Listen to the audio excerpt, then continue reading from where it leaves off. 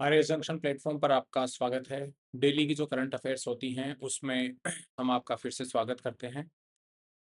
बात सबसे पहले करेंगे प्रधानमंत्री सूर्य जो बिजली घर योजना है उसके बारे में। एक और स्कीम के बारे में बात करेंगे जो कि अनुसूचित जाति से रिलेटेड है। और उसके बाद में हमारा जो टॉपिक रहेगा तो मैं मकसद ये है कि आपको वो टॉपिक समझाए जाएं जो कि प्रीलिम्स मेंस या इंटरव्यू के लिए आपके लिए बहुत इंपॉर्टेंट होते हैं।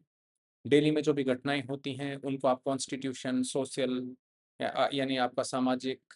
आर्थिक एंगल से फॉरेन रिलेशंस के कोई भी टॉपिक हों, जियोपॉलिटिकल कंस्ट्रक्ट किस तरीके से चल रहा है, अगर उसका कोई राजस्थान का कोई संबंध है उन चीज़ों से, तो सब समझाने की आपको कोशिश होती है। जैसे अगर हम बात करते हैं प्रधानमंत्री सूर्य घर बिजली मुफ्त बिजली योजना की, तो देखिए यह जो बिजली योजना है वह सस्टेनेबल डेवलपमेंट को प्रमोट करने और पीपल की वेल बीइंग को प्रमोट करने के लिए जो है वो लाई गई थी। इसमें करीबन 75,000 करोड़ रुपीस का इनिशियल इन्वेस्टमेंट, जहां पर करीबन 1 करोड़ हाउस होल्ड्स को 300 यूनिट फ्री बिजली पर मंथ प्रोवाइड की जा सके, उसका जो है वो एक हमेशा स्कीम का जो है बेनिफिट रहा था। So the scheme proposes to lighten up close to 1 crore households by providing up to 300 units of free electricity every month। देखिए एक समय था जब इलेक्ट्रिसिटी बिल्स जो हैं वो बढ़ रहे थे। कई सरकारें, कई जो प्रदेश होते थे वो बिजली के बारे में इतना यूनिट आपको बिजली फ्री दे देंगे। चलो ठीक है, वो उनका खुद का राइट होता है कि this much electricity will be free for people to use. लेकिन उसकी वजह से जो मतलब जो ट्रांसपोर्ट कंपनीज़ थी, यानी ट्रांसमिशन की और जो डिस्ट्रीब्यूशन कंपनीज़ हुआ करती थी बिजली की, उनको बड़ी दिक्कतें आती थी क्योंकि उनका पैसा अटक जाता था। गवर्नमेंट उनको सब्सिडाइज़ करके तो बिजली दे देती थी, लेकिन उनको वापस से रीइम्बर्स करने में काफ़ी समय लग जाता था। इसकी वजह से जो सिचुएशन थी इन डिस्कॉम कंपनीज़ की, डिस्ट्रीब्यूशन कंपनीज़ की, वह काफ़ी दयनीय हो गई थी। तो उसको कैसे दूर किया जाए, सेंटर और स्टेट में आपस में कोऑर्डिनेशन को कैसे बढ़ावा दिया जाए, कोऑपरेटिव फेडरलिज्म को कैसे प्रमोट करें और इसी तरीके से फिस्कल प्रूडेंस को कैसे हम आगे बढ़ा सकते हैं, यह स्कीम लाई गई। तो एक तरह से कहा जाता है कि ये जो रूफटॉप सोलर रिवॉल्यूशन है, इस समय मेन पर्पज इसका जो रहा है उसके द्वारा मिडिल क्लास के जो हाउसेस हैं उनको लाइट अप करने का कार्य चल रहा है। There is a direct subsidy transfer that is straight to the bank account of all those people who are buying solar rooftop और अपने घरों पर वो जो है इंस्टॉल कर रहे हों। तो एक तरह से इसका सीधा सा आप ये भी बता सकते हैं कि this scheme has produce lower electricity bills. Second, cleaner energy, क्योंकि पहले जो एनर्जी होती थी वो हमें थर्मल या फिर अन्य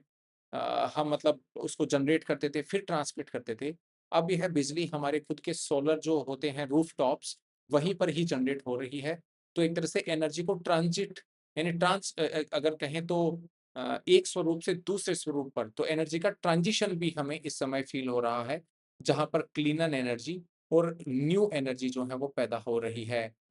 इसमें कहा जाता है कि now every household is also becoming an energy provider. एक तरह से ऊर्जा दाता के तौर पर भी यहाँ पर बातें सामने आ रही हैं। 13 फरवरी 2024 को यह स्कीम लॉन्च की गई और इंडिया का जो एनर्जी लैंडस्केप है उसके कारण जो है वो पूरी तरीके से बदला। जब हम इस स्कीम के बारे में बात करते हैं तो यह स्कीम अभी तक करीबन 31 मार्च 2027 तक जो है वो चालू रहेगी। इसमें करीबन 77 लाख एप्लीकेशन आए हैं, जिसमें से करीबन इंस्टॉलेशन जो हुआ है रूफटॉप सोलर का वह ऑलमोस्ट 41,76,000 हुआ है। जहां पर अगर हाउस होल्ड जो भी बेनिफिटेड रहे हैं वह करीबन 50 लाख का नंबर उससे पार कर चुका है। Mind you, we have a target of 1 crore household to be having या to be receiving 300 units per month. अब बात आती है कि भाई इसमें और क्या क्या है, तो देखिए सब्सिडी जो रेजिडेंशियल हाउस होल्ड्स को प्रोवाइड की जा रही है उसमें पर किलोवाट पर 30,000 रुपया, जो कि अप टू 2 किलोवाट तक की उसकी क्षमता रहेगी।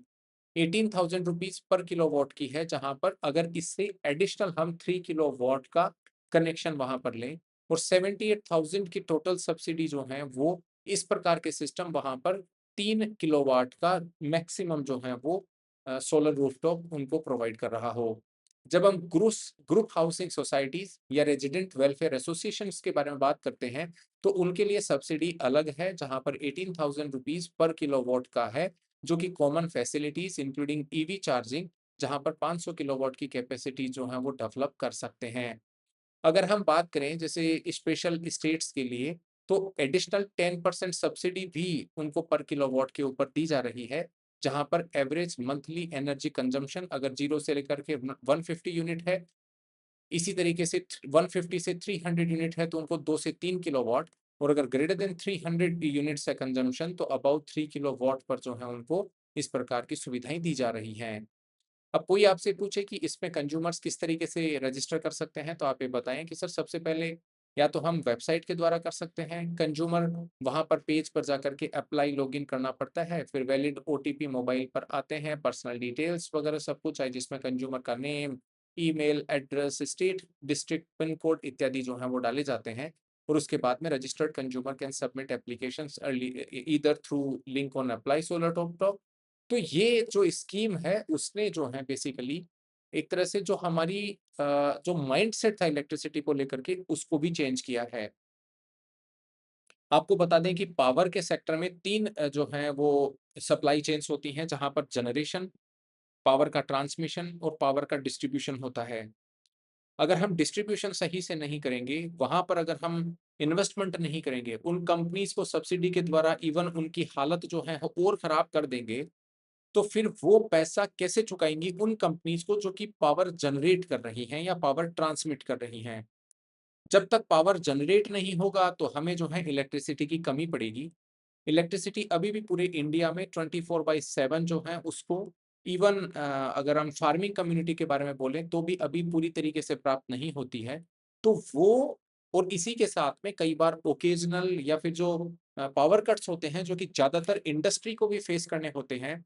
तो उसको भी कैसे रोका जाए? क्योंकि इंडस्ट्री को अगर रिलायबल पावर नहीं मिलेगा, तो हमारे यहाँ पर मैन्युफैक्चरिंग कैसे होगी? तो जो रेजिडेंशियल एरियाज़ हैं, अगर हम उनको एनर्जी सप्लायर या एनर्जी जनरेटर के तौर पर भी आगे ला सकें, तो आप मान के चलिए कि जो एक पहले स्कीम इस प्रकार की चलती थी कि जहाँ पर हम सब कुछ फ्री दे दें, सब्सिडी में देते, तो उनसे जो है वो काफ़ी निजात हमें मिल सकती है। जब हम इसके आंकड़ों के बारे में बात करते हैं, तो यह जो every solar installation under this particular scheme, यह ऑफसेट भी करता है कार्बन एमिशंस, जहाँ पर करीबन 100 ट्री आपने प्लांट किए हैं, तो एक तरह से इसकी वजह से क्लीनर, ग्रीनर और सेल्फ रिलायंट फ्यूचर की तरफ भी हम बढ़ते हैं। जब आपसे कोई पूछता है ना कि भई कैसे एनवायरनमेंट को फ़ायदा होता है, तो आप ये बताएँ कि every solar solar rooftop that is installed on a particular house या residential societies, it it becomes equal to the carbon emissions reductions that is close to planting 100 trees। कई सारे स्टेट्स जो हैं इसमें बहुत अच्छा परफॉर्म कर रहे हैं, जहां पर अगर हम राजस्थान के बारे में बात करें तो 2.5 लाख हाउस होल्ड्स और उनसे ज्यादा अब तक सोलर रूफटॉप से कनेक्ट हो चुके हैं, और स्टेट भी जो है इसमें सेंट्रल फाइनेंशियल असिस्टेंस, वही मैंने जो बताया 30,000 rupees for 1 kilowatt, 60,000 for 2 kilowatt and 78,000 for 3 kilowatt systems के लिए प्रोवाइड किया जा रहा है।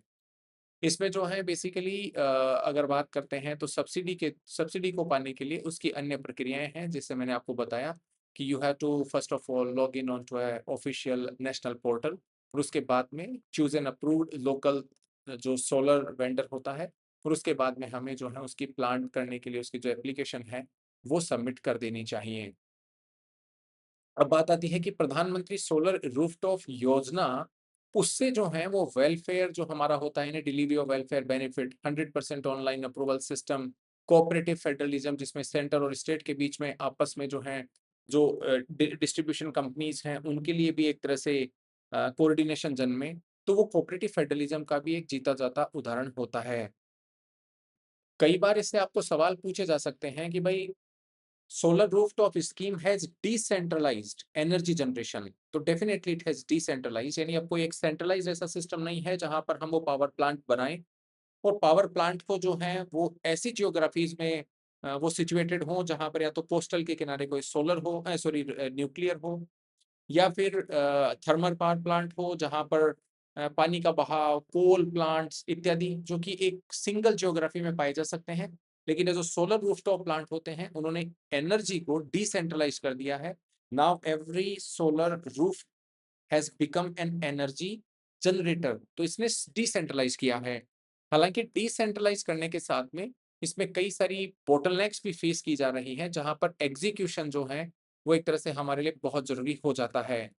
जब हम इस प्रकार की मतलब बोटलनेक्स के बारे में बात करते हैं, तो आप ये बता सकते हैं, सबसे पहला जो बोटलनेक आता है कि भई कटिंग एज पर जो स्किल सेट चाहिए इन प्रकार के सोलर रूफटॉप्स को इत्यादि को वो करने के लिए, वो बहुत इम्पोर्टेंट है, तो थोड़ा-सा मिलना वह मुश्किल हो जाता है। जो लोकल पंचायती राज बॉडीज़ होती हैं, म्युनिसिपल बॉडीज़ होती हैं, उनके पास डेडिकेटेड एनर्जी की सेल्स, खुद के पास टेक्नोलॉजिकल नो हाउ या उनकी जो खुद की कैपेसिटी होती है, वो उतनी नहीं होती, जिसकी वजह से इन स्कीम्स को वो और ज़्यादा आगे बढ़ा सकें। गवर्नमेंट की सब्सिडीज़ तो इसमें मिलती हैं, लेकिन फिर भी लो या जो मिडल इनकम हाउसहोल्ड होते हैं, वो या तो सिक्योर या अफोर्डेबल उनको कोलेटरल फ्री लोन्स मिले कहाँ से, कई बार उसमें भी दिक्कतें जो हैं वो आई हैं। इसी तरीके से बात ये भी सामने आती है कि भई कई लोग जो हैं वो मल्टीपल सोसाइटीज़ में रहते हैं, तो फिर वहाँ पर उनका खुद का जो एक तरह से किसी भी स्कीम के प्रति जो मतलब लगाव होता है, वो अपने आप कम हो जाता है, बिकॉज़ उनको लगता है कि हमारे पास तो छत ही नहीं है, तो हम लगाएँ कैसे? तो ये सारे वो चीज़ें हैं जो कि एक तरह से बोटलनेक क्रिएट कर रहे हैं। कई बार हमसे सवाल पूछ लिया जाएगा कि प्रधानमंत्री जो सूर्य घर मुफ्त बिजली योजना है, यह बेसिकली सब्सिडी का जो हमारा यहाँ पर वेलफेयर मेजर्स रहे हैं, उनको सही करने का एक तरह से दायरा है। सब्सिडी जहाँ पर इम्पोर्टेंट है, वो दी भी जानी चाहिए, स्पेशली उन सेक्शन ऑफ द सोसाइटी को जहाँ पर उनको बहुत ज़्यादा ज़रूरत है, जहाँ पर उनको इंक्लूसिव ग्रोथ को एन्श्योर करने के लिए हमें एक तरह से उनको हायर पेडेस्टल पर खड़ा करना है। लेकिन उस पर्टिकुलर सेक्टर को या उन पर्टिकुलर कैटेगरी ऑफ पीपल को भी नहीं दी जा सकती, जो कि ऑलरेडी इनको वहन कर सकते हैं। उन लोगों के लिए भी नहीं दी जा सकती, जो कि बेसिकली अगर हर कभी अगर वो सब्सिडी ही चाहेंगे, तो फिर सरकार को यूज़र चार्जेस मिलेंगे कैसे? तो इंडिया करीबन-करीबन 1.5 से 2 लाख करोड़ रुपए डायरेक्ट इलेक्ट्रिसिटी सब्सिडीज़ पर खर्च करता है। इलेक्ट्रिसिटी चूँकि एक स्टेट सब्जेक्ट है भारतीय संविधान में, तो वास्ट मेजॉरिटी ऑफ जो इलेक्ट्रिसिटी सब्सिडीज़ हैं, वह स्टेट गवर्नमेंट्स के द्वारा दी जाती हैं। अब आप मान के चलिए कि इतना बड़ा जो अमाउंट है, अगर वो डिस्ट्रीब्यूशन कंपनीज़ को समय पर नहीं मिलेगा, तो उन डिस्ट्रीब्यूशन कंपनीज़ की हालत क्या रहेगी? जब डिस्ट्रीब्यूशन कंपनीज़ को नहीं मिलेगा, तो फिर वो जनरेशन कंपनीज़ को नहीं दे पाएँगी। उतनी पावर की वो डिमांड नहीं कर पाएँगी, तो पावर का जब पीक समय आता है, इसलिए भी कई बार शॉर्टेजेस हमें जो है फेस करने पड़ते हैं। बिकॉज़ प्रोडक्शन जो है वो बहुत है, लेकिन उस प्रोडक्शन को एंड कंज्यूमर पर लाने का काम ट्रांसमिशन या फिर डिस्ट्रीब्यूशन कंपनीज़ करेंगी। या जनरेशन कंपनीज़ को अगर सही से पैसा नहीं मिलेगा, तो फिर वो जनरेट भी नहीं कर पाएँगी। तो एक तरह से सप्लाई का इस तरीके का काम मतलब उसमें दिक्कतें आती हैं। अब जब हम सब्सिडी के बारे में बात करते हैं, तो एग्रीकल्चर सेक्टर हो, चाहे वो डोमेस्टिक हाउसहोल्ड या चाहे वो कमर्शियल या इंडस्ट्रियल हाउसहोल्ड हैं, सभी को ही जो है वो ज़्यादातर सब्सिडी प्रोवाइड की जाती है, जहाँ पर हाफ़ जो है वो करीबन एग्रीकल्चर सब्सिडी को जाता है। Farmers also sometime receive free और हेवीली सब्सिडाइज्ड पावर, चाहे उनके इरिगेशन पंपिंग के लिए हों, डोमेस्टिक हाउसहोल्ड को भी इसी तरीके से दी जाती है। अगर हम डेटा को भी खंगालें, तो राजस्थान हो, चाहे कर्नाटका, मध्य प्रदेश हो, चाहे महाराष्ट्र, इनकी जो स्कीम्स रही हैं, जहाँ पर सब्सिडी का जो बर्डन रहा है, वह करीबन 15,000 से 30,000 करोड़ रुपए के आसपास रहा है। तो जैसे मैंने समझाया, डिस्कॉम्स की माली हालत का होना, स्टेट्स के ऊपर जो है वो फिस्कल बर्डन पड़ना, जहाँ पर कई जगह तो ये देखा जाता है कि पावर की जो सब्सिडीज़ होती हैं, यानी इलेक्ट्रिसिटी पर जो सब्सिडी दी जाती है, वह कई बार तो 30 से 40% यानी 1 तिहाई से 1 चौथा 1/5 सॉरी 1/4 ये जो हैं वो प सब्सिडी में खर्च कर दिया जाता है हमारा फिस्कल का बर्डन का पूरा पैसा। और कई जगह तो ये भी देखा जाता है because we are providing subsidy on the electricity that's why the ground water extraction also increases big way. तो फार्मर्स के द्वारा या फिर कई इनके द्वारा जो है वो अनमीटर्ड या फ्री इलेक्ट्रिसिटी होने की वजह से over extraction of ground water भी सामने आता है। प्रधानमंत्री सूर्य घर फॉर रूफटॉप सोलर की जैसे ही एक स्कीम प्रधानमंत्री कुसुम फॉर सोलर पंप्स भी है, जो कि बेसिकली एग्रीकल्चर या जो डोमेस्टिक पावर है, उनको वहाँ पर एक तरह से मतलब रिलायबल एनर्जी कैसे मिले, उसको एन्श्योर करने के बारे में बात करती है। तो अगर बात आपकी इस क्वेश्चन की आती है कि प्रधानमंत्री सूर्य घर मुफ्त बिजली योजना has become a tool for targeted subsidy reform in India's power sector, you can say so. और जो मैंने आपको वहाँ पर बताया कि भई हाँ, ऐसा किया जा सकता है। आपको ये भी बता दें कि ऐसी स्कीम जो है वो एम्प्लॉयमेंट को जनरेट करने के लिए भी काफ़ी सही रहती हैं, क्योंकि एम्प्लॉयमेंट का मतलब ये है वो लार्ज स्केल पर जो मतलब कटिंग एज लेवल हैं, यानी म्युनिसिपल बॉडीज़ या लोकल जो ग्राम पंचायत होती हैं, वहाँ पर वो लोग कार्य करते हैं, तो एक तरह से उनको भी जो है अपना एम्प्लॉयमेंट जनरेशन का फ़ायदा मिलता है। अगर आपको बता दें, नॉन फॉसिल फ्यूल कैपेसिटी को बूस्ट करने में, CO2 एमिशंस को रिड्यूस करने में, नेट ज़ीरो हमारे जो गोल्स रहे हैं, उनको मीट अप करने में भी ये स्कीम का बहुत बड़ा जो है वो योगदान रहा है। अब बात आती है कि प्रधानमंत्री जो कुसुम योजना है सोलर पंप्स के लिए, उसका मतलब क्या है? तो आपको मैं समझा दूँ, यह जो पर्टिकुलर स्कीम है बेसिकली, तो प्रधानमंत्री किसान ऊर्जा सुरक्षा एवं उत्थान महाअभियान यानी कुसुम के नाम से जाना जाता है, जो कि ministry of new and renewable energy के अंडर में ये स्कीम कार्य करती है। यह एक तरह से फ्लैगशिप स्कीम भी जानी जाती है, जो कि एग्रीकल्चर सेक्टर को कैसे हम सोलराइज़ कर सकते हैं, उसकी दिशा में यह कदम है। इसमें बताया जाता है कि there are 3 pillars of prime minister Kusum योजना, जिनके ऑब्जेक्टिव जो हैं वो डिफरेंट हैं। कंपोनेंट ए में डिसेंट्रलाइज्ड सोलर प्लांट्स, जिसमें करीबन 10,000 मेगावाट तक की इसकी क्षमता, जिसमें फार्मर्स या जो फार्मर प्रोड्यूसिंग ऑर्गेनाइजेशंस होते हैं, they can set up small solar power plants, जहाँ पर 0.5 मेगावाट से 2 मेगावाट तक के वो प्लांट्स को सेटअप कर सकते हैं। इसी तरीके से कंपोनेंट बी में of grid stand alone solar pumps के बारे में बात होती है, जो कि 14 लाख पंप्स जो हैं उसमें स्केल टारगेट रखा गया है। It replaces extensive diesel pumps, जहाँ पर करीबन 7.5 हॉर्स पावर की जो कैपेसिटी होती है, एक तरह से उसको टारगेट किया गया है। कंपोनेंट सी में बेसिकली जो ग्रिड कनेक्टेड पंप्स हैं, उनको सोलराइज़ करने का टारगेट है, जहाँ पर 35 लाख पंप्स जो हैं हम मतलब हमने टारगेट रखा है, जहाँ पर इंडिविजुअल और फीडर लेवल दोनों को ही जो है टारगेट किया गया है। जब हम इसकी स्कीम के बारे में बात करते हैं फंडिंग की, तो सेंट्रल फाइनेंशियल असिस्टेंस इसमें अप टू 30%, बट जो भी नॉर्थ ईस्टर्न या हिली स्टेट्स हैं उसमें अप टू 50% होता है। स्टेट गवर्नमेंट की सब्सिडी इसमें 30% होती है और फार्मर्स का कंट्रीब्यूशन करीबन 40% के आसपास होता है। तो जब हम बात करते हैं प्रधानमंत्री कुसुम योजना की, तो एक तरह से यह भी एक ऐसी स्कीम है जहाँ पर कार्बन इंटेंसिव जो डीजल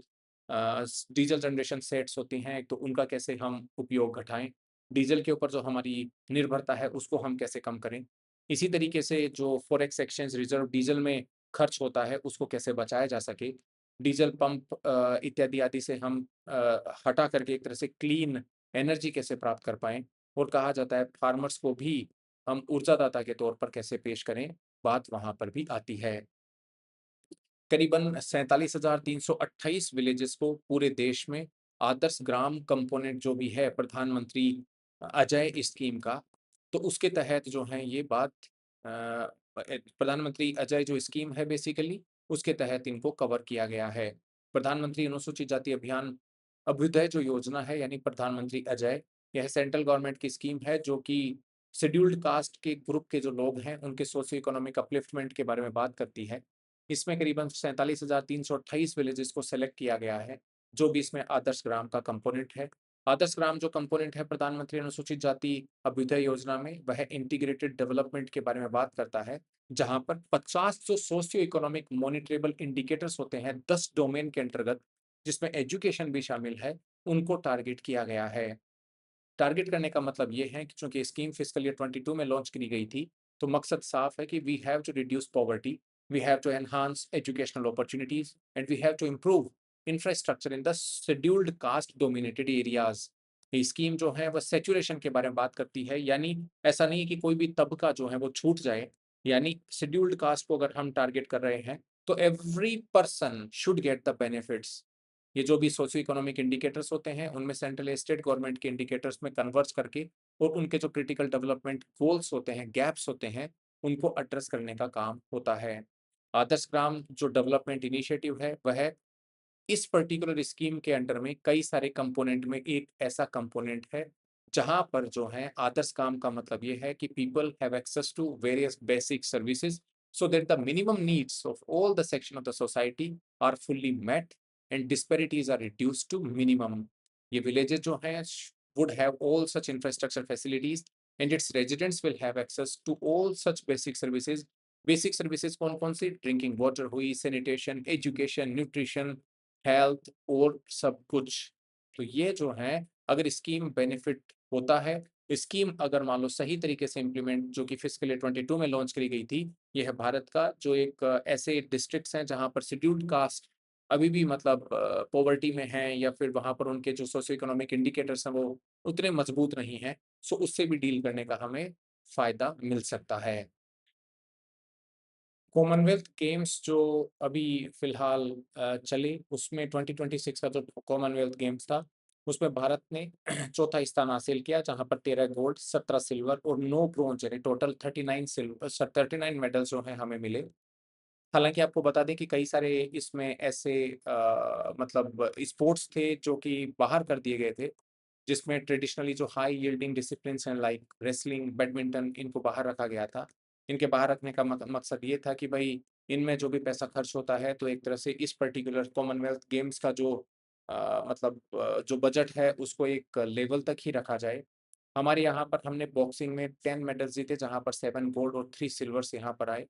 अगर बात करते हैं एथलेटिक्स की तो India also secured 10 medals featuring historic efforts like तेजस्विन शंकर जिन्होंने भारत का first ever CWG Decathlon medal जीता। इसी तरीके से जूडो या वेटलिफ्टिंग के बारे में बात करें तो मीराबाई चानू आल्सो बैग्ड हर थर्ड सक्सेसिव सीडब्ल्यूजी गोल्ड। तो ये जो है आपको कैटेगरी के बारे में पता होना चाहिए। इंडिया का अगर हम बात करें ये जो कॉमनवेल्थ गेम्स थे ग्लासगो स्कॉटलैंड में हुए जो कि 23 जुलाई से 2 अगस्त 2026 इसमें चले और यह है हमारे कंट्री की 19th अपीयरेंस थी कॉमनवेल्थ गेम्स में। कॉमनवेल्थ गेम्स में हमने 1934 का जो कॉमनवेल्थ गेम था उसमें हमने जो है अपना डेब्यू किया था। गोल्ड मेडलिस्ट के बारे में बात करें तो मीराबाई चानू ने वेटलिफ्टिंग में, शर्मिला धनखड़ ने एथलेटिक्स में, दिलीप गवित ने एथलेटिक्स में, अश्मिता दे ने जूडो, हर्ष सिंह ने जूडो, प्रीति पवार ने बॉक्सिंग, जैस्मिन लंबोरिया ने बॉक्सिंग, सोमन राणा ने athletics, Sakshi Chaudhary boxing, Priya Gangas boxing, Arundhati Chaudhary boxing, Sachin सिबच बॉक्सिंग और अंकुश पांगल बॉक्सिंग। अगर सिल्वर के बारे में बात करें तो ऋषिकांता सिंह, मंथु पंडी राजा, ज्ञानेश्वरी यादव, सर्वेश कुशारे इन्होंने जो हैं और इनके साथ में अन्य प्लेयर्स ने भी सिल्वर और कई अन्य प्लेयर्स ने जो हैं वो ब्रॉन्ज मेडल जीते। तो ये जो प्लेयर्स हैं वह भारत को एक तरह से 4th प्लेस पर भारत की मेडल टैली रही। हालाँकि अभी भी हमें स्पोर्ट्स के सेक्टर में बहुत कुछ करना है जहाँ पर गवर्नमेंट ऑफ इंडिया की चाहे वो टारगेट ओलंपिक पोडियम स्कीम हो और जिस हिसाब से हम 2030 का सीडब्ल्यूजी जो गेम्स हैं उसको आयोजित करवाने के बारे में पूरे प्रयास और उसी तरीके से 2036 का जो ओलंपिक है उसको हमने आयोजित करवाने के पूरे प्रयासरत हम हैं। तो एक तरह से उस समय का जो सिचुएशन होगा कि फ large sporting arena large sporting sporting जो इवेंट है अगर वो भारत में हेल्ड की जाती हैं तो आप समझिए how much importance it will be giving to our own youth जहाँ पर हम एक तरह से स्पोर्ट्स को भी करियर के तौर पर देख सकते हैं। गवर्नमेंट्स जो हैं वो भी जब स्पोर्टिंग इंफ्रास्ट्रक्चर क्रिएट करती हैं तो उनका एक अलग बेनिफिट होता है जो कि आपकी फिजिकल, मेंटल और एनवायरमेंटल एस्पेक्ट तीनों से ही जुड़ा हुआ रहता है। Then after comes actually the economy जहाँ पर इकोनॉमी को बेनिफिट चाहे वो एम्प्लॉयमेंट में हो, चाहे वो सब कुछ। तो फिलहाल आज के लिए हम यहीं रुकेंगे। अगर आपको कोई भी सजेशन हमें देना है तो आप हमें हमारे कमेंट सेक्शन में लिख सकते हैं। फिलहाल आज के लिए इतना ही। Thank you.